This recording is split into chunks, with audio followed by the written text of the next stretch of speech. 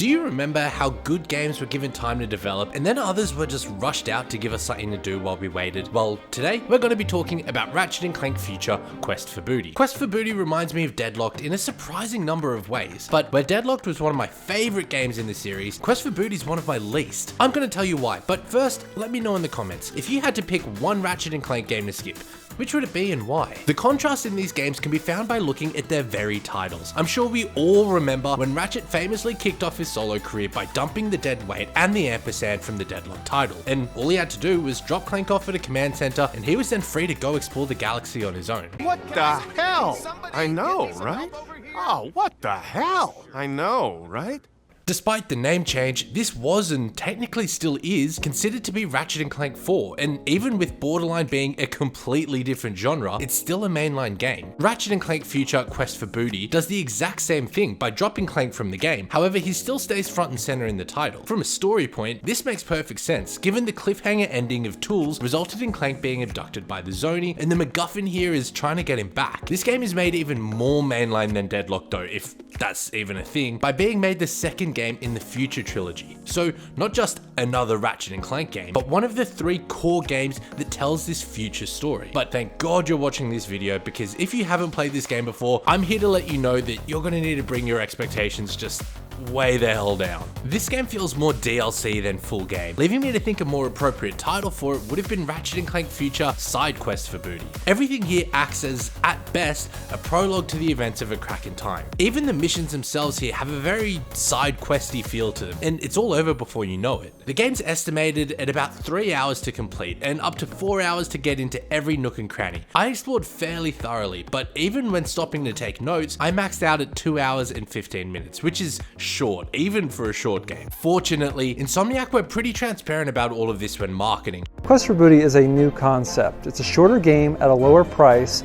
and yet it has all the high intensity of one of our AAA titles. Hell, it even has a Ratchet & Clank mini adventure stamped right on the bloody box. Pretty hard to miss. Now though, it's not exactly sung from the rooftops that this isn't a full-length Ratchet & Clank experience. So I can imagine it leading to some players getting a nasty surprise when the credits begin to roll in less time than it normally takes to roast a ham. If I can finish a game in the same amount of time as I could watch 3 episodes of Kitchen Nightmares, then I feel like that's just not time I'm getting back. Quest for Booty was designed by a small team within Insomniac as not only something that could bridge the gap between Tools and A Crack in Time, but also act as a soft entry point for new players. The goal here was to have development be short and sweet, meaning that a lot of assets were reused from Tools and used very liberally throughout Quest for Booty. Even though this led to running through this short campaign thinking, Control-C, Control-V, Control-C, Control-V. It also resulted in it being one of Insomniac's biggest returns on investment, even with its cheaper price point. Now, once again, we get to that point where the history of a game is all well and good, but it's not 2008 anymore, and people aren't going to be researching any of this if they decide to play it. They're just going to pick up the game and go. Since Quest released, 6 new Ratchet & Clank games have come out, so this need for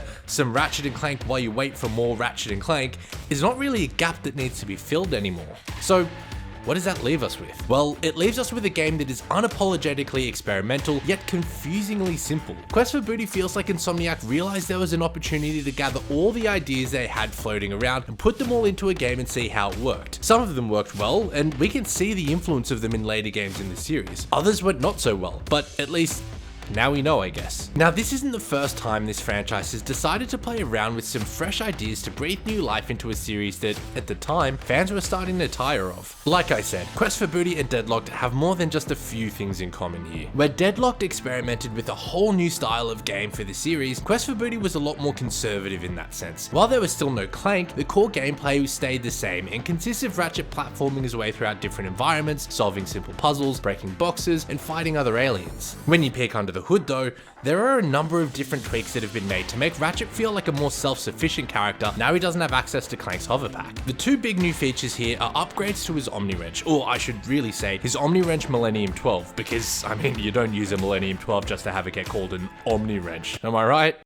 Yeah, you get it. With the Millennium 12, Ratchet now has access to a kinetic tether that can be used to move and manipulate platforms to help him open up new pathways and solve puzzles. In addition, the Millennium 12 can also pick up objects like these explosive lava rocks and light worms. So, in other words, it can blow and it can glow. Man, the Millennium 12 just really sells itself. When it comes to the tether, it's a cool idea but poorly executed here. The controls around it feel clunky, needing Ratchet to use the same button combination he would use to throw his wrench, being R2 and square, to connect to these platforms. Then you use the right stick to interact with it, be it move it, twist it, pull it, pop it.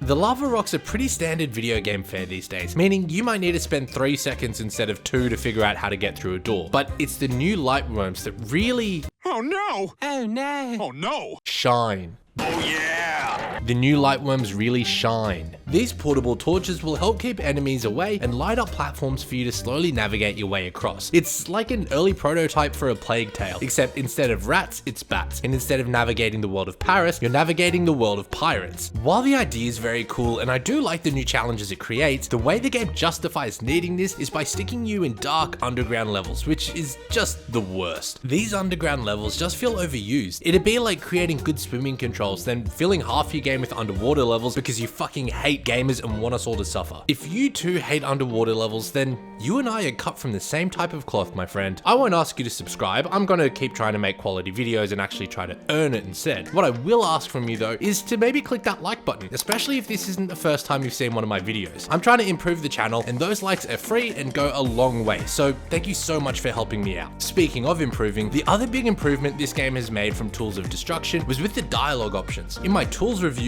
I said there are no choices or unique options to choose from in the dialogue menus. It's simply a matter of choosing every question, hearing the answer, and seeing if anything else comes out of it. Here though, it feels like what it should have been. Now there are a bunch of times where people will ask you questions and you will choose one response, and it doesn't just go back until you pick the one the game wanted you to pick either. This means you can be a jerk to people or be the mild-mannered Lombax of your dreams. Even little touches like telling people why you're in their village, Crotchetizes. Well, I don't suppose there's much demand for that particular item. leads to NPCs recognizing you as you run around and comment things like,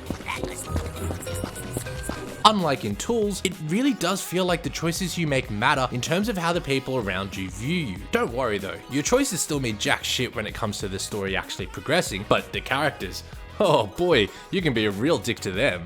Just promise we'll leave this place together, okay?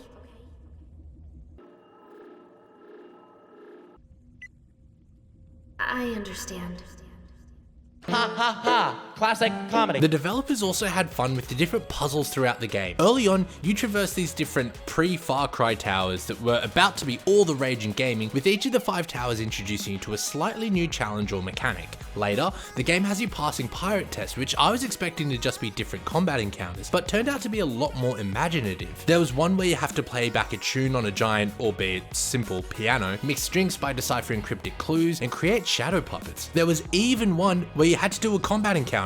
Fuck, I mean, what were you expecting? Like Guitar Hero? It's still a Ratchet and Clank game after all. But with all these new outside of the box ideas they were playing around with, it feels like Insomniac didn't really have any time left over to put any of the stuff into the box that normally went in. And there was a lot of stuff missing. Quest for Booty has no weapon or armor vendors, no ships or abilities to travel to different worlds at will, no extra skins or cheats to unlock, no challenge mode to add replayability, none of it. And maybe I'm speaking for myself here, but I didn't think any of that stuff was too shabby. Not only are there no vendors to buy weapons and armor from, but the Going Commando paywalls have returned, but this time they have a face. Oh, it's you again. But it's not all bad news. I actually enjoyed the paywalls in this game, because otherwise you'd have sweet fuck all to spend your bolts on. Legit, there is one gun that you can buy 15 minutes before the game ends for 50,000 bolts, and it already comes fully upgraded to V5. Otherwise, all those bolts you've been collecting are basically worthless. And while we're talking guns, I have to mention, this is the first time that the weapon system has felt unrewarding in a Ratchet and Clank game for me. Quest gives us 6 guns from Tools of Destruction, with the 7th one being purchasable from the smuggler, as I mentioned. When I say gives you, I mean in the very literal sense, because you begin the game with all 6 of the weapons. You do lose them after the first level, but then they're slowly given back to you over the course of the next 2 hours, so there you go. Not only do you begin with all those weapons, but they all come already leveled up to V3, and that sucks. Like at the beginning of most games, enemies aren't too tough, so whether it says V1 or V3, you don't really have any context for how strong your guns are. In the other games, when you upgrade them, you can tell they pack more of a punch since enemies die in fewer shots. Unfortunately, as this is a short game, if your weapon started at V1, then you would just have no hope of leveling them up to V5 before credits rolled. With 6 guns, even leveling up each weapon just twice means there are 12 times your weapon needs to level up in 2 hours. I mean, technically, you spend the first hour without your guns anyway, so realistically, it's more like an hour. That's a weapon leveling up every 5 minutes if you do nothing but combat for the last hour of the game. How's that for some quick maths? Fortunately, the guns do still get their special abilities when maxed out, but there's no Gadgetron in this game, so you don't even get the voiceover telling you about your weapon's new powers. Since part of the purpose of this game was to act as an entry point for new players, not having this unfortunately creates another barrier between the player and weapons that feel satisfying to upgrade. Quest is a weird one. On one hand, it feels like it cheapens the franchise, and particularly when looking at today's landscapes of DLC and important content being locked behind paywalls, it does come across a bit money grabby. On the other hand though, it also bridges the gap between 2 larger Ratchet & Clank games, and Insomniac were always transparent with what this game was going to be. And ultimately,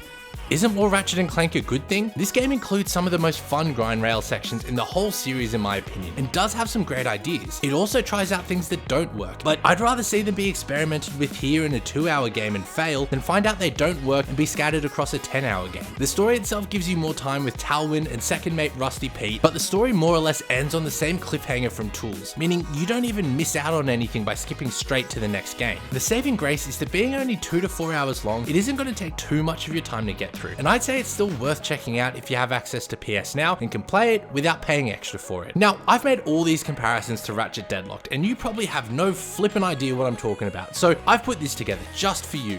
Seriously, I made it just for you. Please watch it, it's all I have. Otherwise, I'll catch you in the next one. Let's go! I'm not gonna lie, daughter has a Yagi, her brain fried. My lady Papa Zenny out of